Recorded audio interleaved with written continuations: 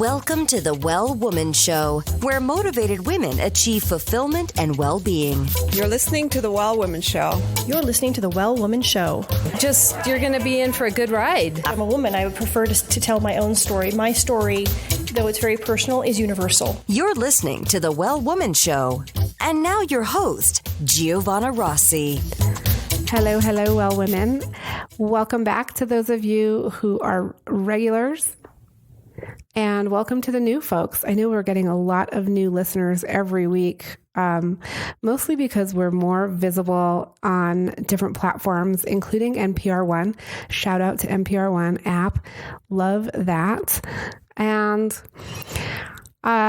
this month, we're really wanting to share with you about the Well Woman Jumpstart, which is, you can find it at wellwomanlife.com/jumpstart.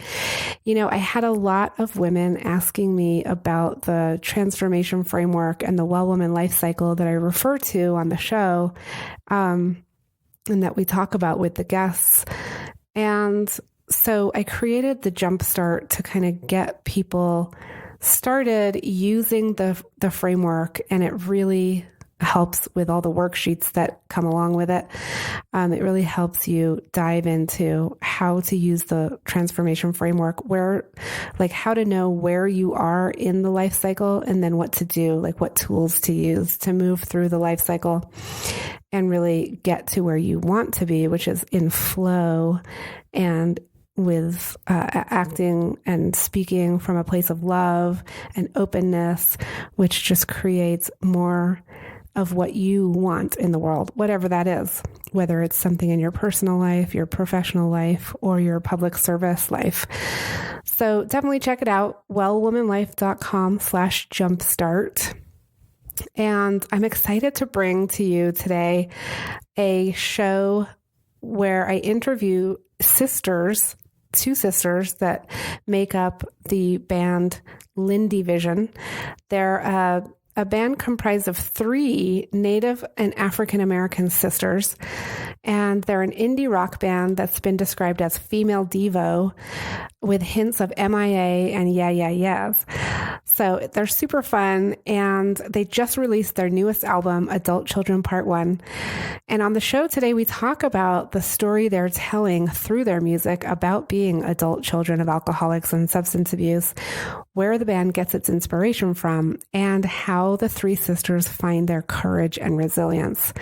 So not to be missed, you can find all the links and information that mentioned today at wellwomanlife.com/158show.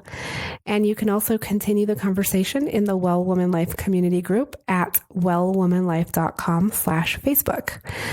The Well Woman Show is thankful for support from Natural Awakenings magazine in New Mexico and High Desert Yoga in Albuquerque. Now to my interview with Dorothy and Carla.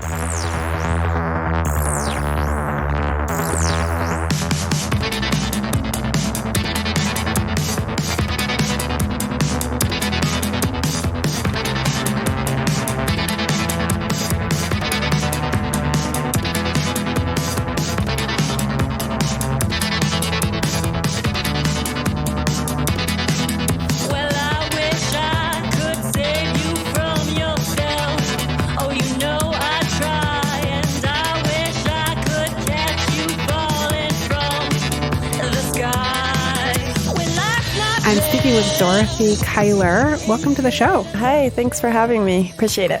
Dorothy, you are one of 3 sisters that make up Lindy Vision, but can you tell me, who are you in the world today as a woman? It's a big question. So my mother, she was Hickory Apache. Her name was Darla Hassel. She passed away 2 years ago. My father, born in Brooklyn, New York. He's African-American descent. I'm also a yogi, so I teach yoga. That's a big part of my life, big part of my spiritual life. And being Native creative is also part of my spiritual life. And then I practice pharmacy. That's kind of my day gig. That's kind of how I pay my bills and support myself. And I am a sister, a daughter, a lover of all things. And I have a fur baby. So my little miniature pincher, she's kind of my ride or die. She's my foster failure. Yeah. So those are kind of the major parts of my life. What are you working on right now that impacts women's lives? Individually, I think my yogi stuff is really kind of how I've been connecting with a lot of females and I work with a group that's people of color yoga, and that's been really powerful for me. It's unisex, but I really feel like on a female level, it's really connected me with that part of myself that maybe I didn't identify with or I didn't feel quite connected with. So I really enjoyed that. So that's kind of my individual thing. I wish I worked with more females, but my clinic is a primarily HIV Hep C clinic, which is predominantly men who have sex with men. So I don't get a lot of female interaction in that setting. But I do, like, the females that do come into our clinic, I kind of connect with them in a deeper level because it hits home to me because that's some of my personal background and my family. Like, we've had a lot of like substance abuse, a lot of things like that. And just the nature of the disease states, it's a stigmatized one. But yeah, I think I'm opening up more to more female empowerment stuff. My sisters and I, we've been asked to do a lot of like public speaking stuff that's recently come up for us, for schools. And so I'm hoping that we can connect with younger females, younger generations, and inspire them in that way. So through art, I'm hoping to really connect with females. And your band, it's all female, you and your two sisters. What would you say has been the vision for you and your band? Wow. I think when we were little girls, we just were always in our own world. I mean, we obviously grew up together. We're siblings, sisters, and we had a lot of trauma in our lives, and we felt really isolated. And with our whole home life, I think we really just created a dream world for ourselves. And it was called Barbie Land, because we played a lot of Barbies. So we had this little room. It was full of junk and toys and Barbies, and we would just play hours in there and make make-believe. It was a make-believe world for us. And then we also had a game. It was a house game that we played, and it was called Junt. That's where our last album, the name came from that. But yeah, it was just us playing adults. So we were like 9, 10 years old pretending to be adults in this world called Junt. My name was Junt, and then Natasha was Charlene, and then Carla was Christine. And we would just have our little dolls or babies, and then our husbands. We were just kind of weird, always kind of strange girls. We always had this like make-believe world. So with Lindy Vision, it has been this another make-believe world. Like I think about it today, and it's like we really created Lindy Vision from nothing. Like the fact that it's actually something today, like you can look it up on the internet, you can download it. It's amazing to me. So it's really just kind of bringing that idea of our childhood dreams and making them adult dreams, and kind of just running with it and going with it and just having fun. And like the fact that people actually are like supporting us and believing in us, it's like I'm still like blown away today to have the reception that we've had and have the impact that we had. Okay. And the name of your new album is Adult Children. So what's the story there? So Adult Children, it comes from this book by Janet. I don't want to butcher her last name. It's Wotitz, I think. But it was written 1987, I believe, and it's Adult Children of Alcoholics. And one of my really good friends, one of my yogi friends, had gifted it to me last year sometime. And we'd been girlfriends for like a while, and we were always just like talking, kind of gossiping, just kind of, I don't know, just BSing all the time. And then she gave me this book, and we exchanged like art stuff, what's going on in our lives. And she gave me this book, thinking that it would help me because, she hears all my gripes and all my problems. And so she gifted it to me, and I read it. I read it in like a day. It's a really quick read. And I was just like sobbing the entire time. I was like, oh my gosh. I was like, this is me. These are like the themes that Janet goes over in that book. It's basically things that children who grew up in a household with alcoholism, you kind of have this commonality of issues that you face as adults. Like you have trust issues, you have issues with believing what people say, right? Like, because your parents would say one thing and then they'd come home wasted and you'd get a whole different story. So a lot of the the themes in that book they really resonated with me. And the book is really powerful in the sense that it brings an awareness to the issues that you have, right? It gives you hope, right? There's a healing process, there's a healing step. And I believe there's a group for it also, kind of like adult or Alcoholics Anonymous. There's a group for it. So it's a whole movement. I haven't met a lot of people who've read the book, but I mean, it was a first time coming to me. And I've been doing therapy on and off since my parents got divorced when I was 9 years old. So to get this book from another female friend was just like mind blowing. I was like, why didn't one of my adult therapists, give me this book? Like I gave them like everything. They gave them my story. They knew my background, but they knew my history. And it took my really good yogi friend, my yogini friend, another female, to give me the book. So yeah. So when we were working on adult children, that's where it came from. It was a lot of those feelings and emotions that I was like, oh, this is from the book and this makes sense. So it was really organic for me. And I'm lucky that the girls really supported the idea of going with it. Because another thing with being an adult children of an alcoholic is that you're ashamed. We grew up not wanting to talk about that or not being able to talk about it because who knows, like the children's services could come in and take you away from your parents, rip your family apart. And in a weird subconscious way, we kind of knew that growing up. We knew that a lot of our stuff was, we need to keep it to ourselves. And so we internalized a lot of it. And so the fact that my sisters and I decided hey, we're going to embrace this and heal and connect with people through it on a therapeutic level was really powerful. So was that the first album and the first songwriting you did around that childhood issue for the three of you? Yeah, this is a big album for us. It's kind of like a coming out album, right? Like all these other albums, we've talked on intense, serious subjects. Like we've all kind of dabbled.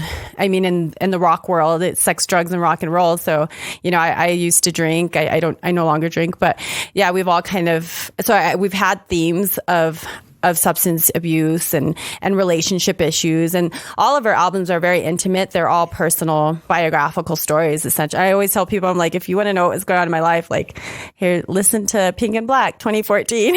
Like, that's what was going down. But yeah, this was the first time that we openly were like, hey, because people didn't really know that about us or don't really know that about us. Some people think we come from privilege or because they look at us a certain way and they think we come from money. Because we're pretty resilient and we've done a lot with our lives. Like who would have known I'd become a pharmacist or do anything that I'm doing now? So to openly come out as an adult child of alcoholics is like, it's super empowering for us and healing. We like on a basic level, we all are suffering, you just never know to what degree. And so that was us opening up about like some suffering that we've had. And yeah, it was the first time. Going back to some of the stuff that you talked about, where did you grow up? In New Mexico here? And like where and what was that like? We are New Mexico born and raised. I was born and raised in Las Cruces. Yeah, my mom was raised in Dulce or on and off the reservation. Las Cruces is an interesting place. There's the northern New Mexico vibe because we've lived in Albuquerque over 10 years now. And so I identify as a Burqueño. Las Cruces was a really peaceful place growing up, but it was also really isolated. We identify as Black and Native, but we're mixed. So, people will kind of label you whatever they want. And I have, of my three sisters, I have the darkest skin. So I endured a lot of, racism growing up. I just grew up really timid and kind of ashamed of myself. And then our home life was pretty difficult too. So, I mean, there was a combination of the two, the bullying at school and then, not feeling loved and supported in your household at some points. So you have developed an incredible amount of resilience. You talked about the racism that you faced and the difficulty, at home as a child. You and both of your sisters have these professional degrees. One is a lawyer, two of you are pharmacists. You started this band.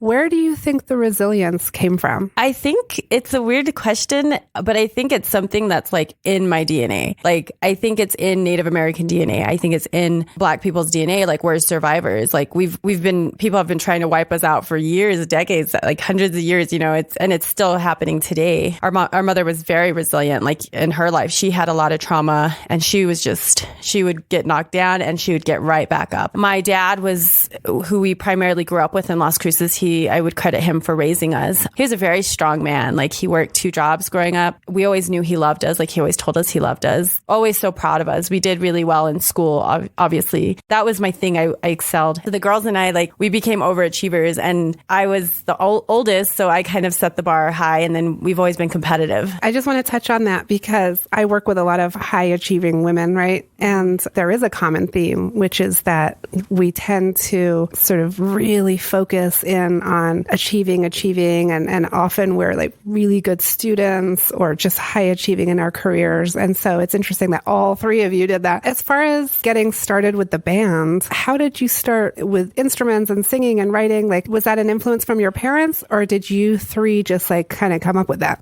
The catalyst for the band. So we grew up with music. Like my dad listened to Motown and he was like a DJ in the 80s. And then my mom loved country and loved all kinds of pop. She was like really big into Madonna and Pat Benatar, just a plethora of music growing up. And so we always loved music. And then in high school, we found the Strokes, it was like in the 2000s, we found the Strokes, the Yeah-Yeahs, Interpol, a lot of the New York punk bands, Canadian bands. And we just fell in love and they were just like speaking to our hearts and our souls. And we're like, oh my gosh, there's another world out there, and we connected with it. And so Carla started playing drums and then they played guitar, and then I didn't want to be left behind, so I was like, I guess I'll sing, and knowing I couldn't sing. I mean, I still probably can't sing. So that's kind of how it started. And then I've always been creative. It made sense for me to kind of write the lyric and do the vocal. So it was very organic for us to do that, but it was basically it was therapy for us. Okay, I'm speaking with Dorothy from Lindy Vision, one of the 3 sisters that makes up the band. We'll be right back.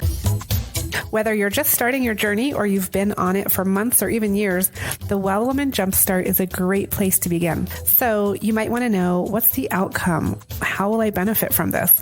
If you want to reach the income, impact, or intimacy goals you have, you can jump right in with this awesome jumpstart. You'll learn what your unique superpower is, which is super important for everything else you'll be working on in your life. You'll learn proven tools to address your particular challenge. You'll get real clarity about your life and your big goals and challenges. And you'll get to talk to me, Giovanna, one-on-one, and I'll give you feedback and insight specifically on your goal or challenge. If you're ready to jump in, go to wellwomanlife.com/jumpstart.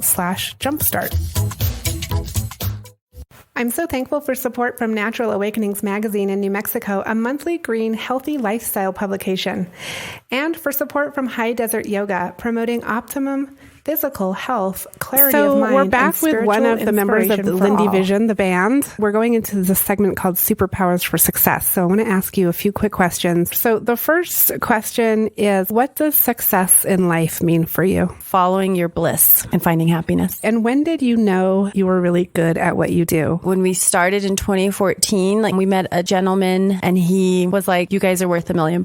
He just saw our drive and he said he believed in us. And I think that's when I really started believing in us and that we could actually be successful. That's definitely a good example of like external validation. I am going to push back on you to say, I think you and your sisters felt some of that internal confidence before that guy said that, because otherwise you wouldn't have even like created your band, I don't think. Can you speak to that at all?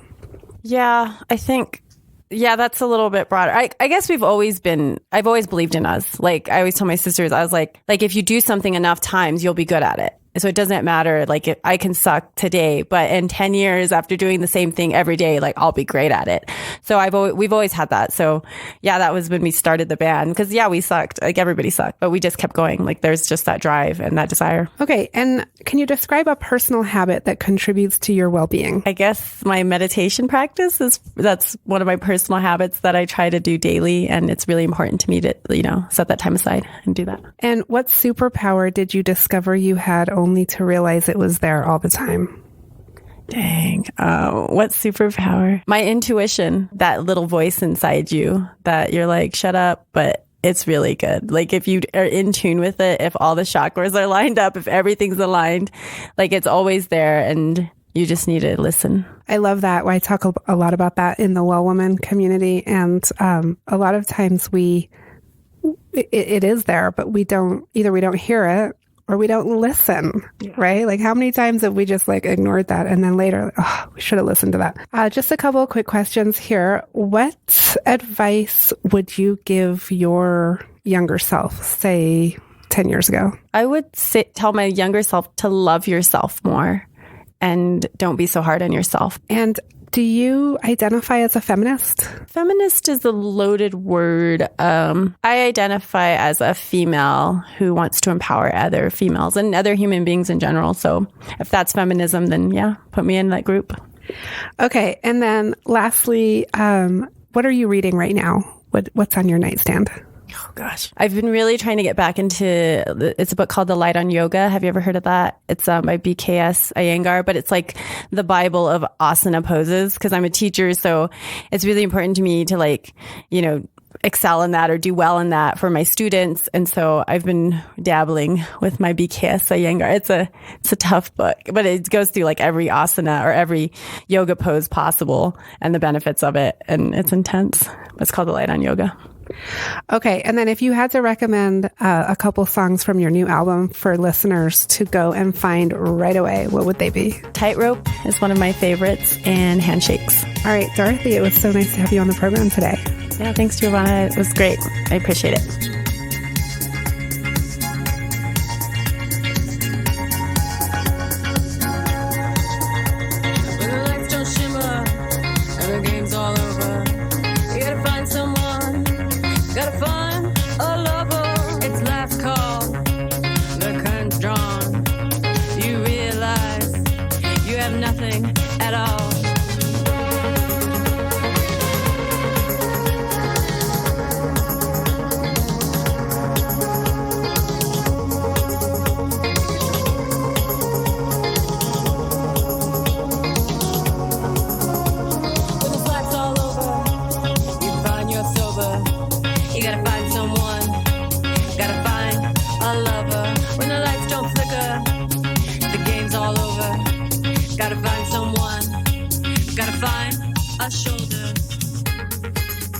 I'm speaking with Carla Kyler from the band Lindy Vision.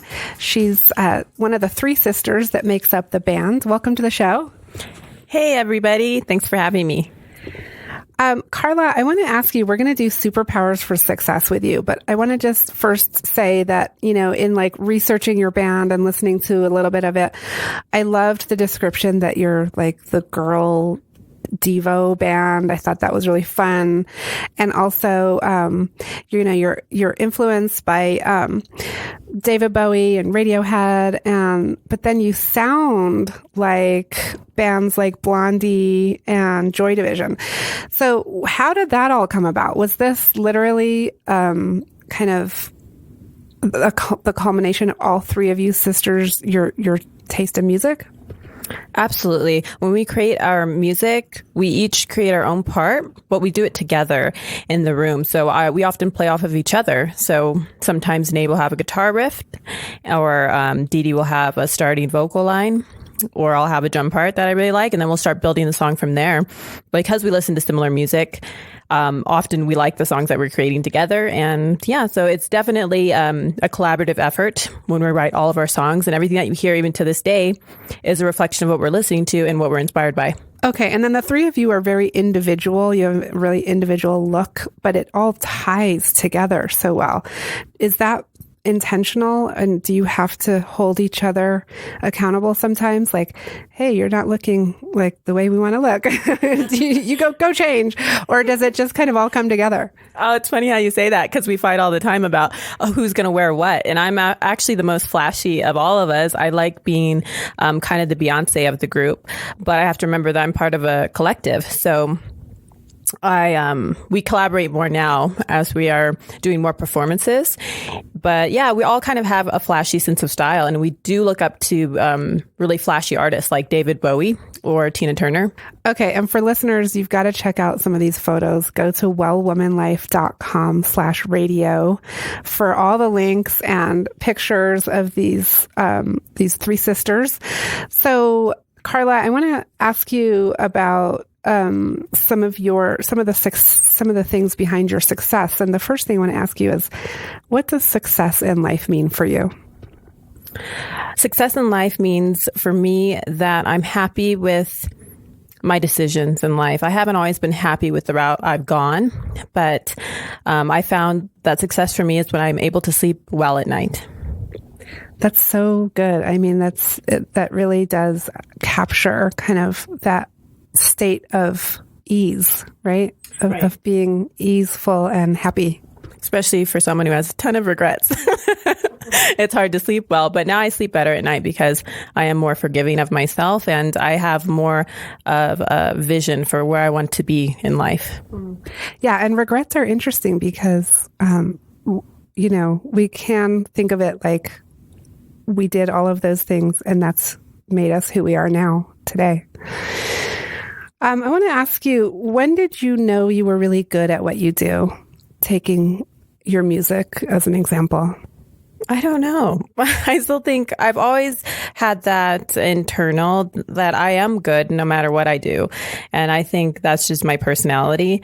So I've always had that thing that anything that I create, as far as drums go, it's good enough. And it's when I actually learned the album Is This It? That Fab plays, he's my favorite drummer. That's when I knew that once I could learn that entire album, that, I could do anything. Okay. And can you describe a personal habit that contributes to your own well-being? Exercising every day. When I don't have time. Actually, I didn't exercise today, but exercising at least 6 times a week because I have to be able to move my body. That's very important to me, and it's important for my brain. Okay, and so fitting that in is difficult. Obviously, with a career, you're a pharmacist, you're in the band, and I'm sure you're doing a lot of other things. How do you make it happen in your schedule? I actually do it in the morning, except earlier today I didn't have time because I had to be at work and then here at this podcast. So I got a little sandwiched in, but I usually do it first thing in the morning. I have my coffee and then I do even like as short as 10 minutes. I'll do like a Tabata because I know that any movement will affect the rest of my day. So you can get even a 5 to 10 minute workout, but today I didn't. Okay. And what superpower did you discover you had only to realize it was there all the time? Probably my ability to forgive. I have a hard time. I don't let things go. And that's probably a superpower that I didn't know I had. I thought I would be resentful like for the rest of my life. But now I'm learning to forgive people. And especially in this industry, a lot of people let you down. And I even let myself down. So that's a superpower, being able to forgive. I forgive a lot of people, including myself. Yeah, that's an important one. What advice would you give your younger self, say 10 years ago? I would tell that little girl to not listen to people as much, really follow yourself and stick with the positivity in yourself first. Okay. And do you identify as a feminist? I don't. I'm a humanist. I identify with all walks of life, and I want to support every human being in any which way they want to live. Okay. And what are you reading right now? What's on your nightstand? Currently reading a lot of laws. No, because my job is pretty extensive, so I'm reading a lot of paperwork. Nothing too creative. I still read classic books, like I'm rereading Count of Monte Cristo, but I've been rereading that for about a month now, so I might have to hang it up. But I reread a lot of classic books, and I'm actually going to start Frankenstein again because that just came through Pope Joy Hall here, and I missed it, and I just realized how much I love that story. Okay, awesome. And then last question, from your new album, Adult Children, if you could tell listeners to go out and listen to any one of those songs, what would you say they should listen to first? They should listen to Work Hard. That's a shout out to my the guitarist in the band. She actually loves that song, and I started listening to it more too because she liked it so much. And I started to realize, oh wow, this is probably the closest we've gotten to the Strokes sound. It really sounds like the Strokes. So if you dig the Strokes, check out Work Hard. All right, great, Carla. It's been a pleasure having you on the show today. Thank you.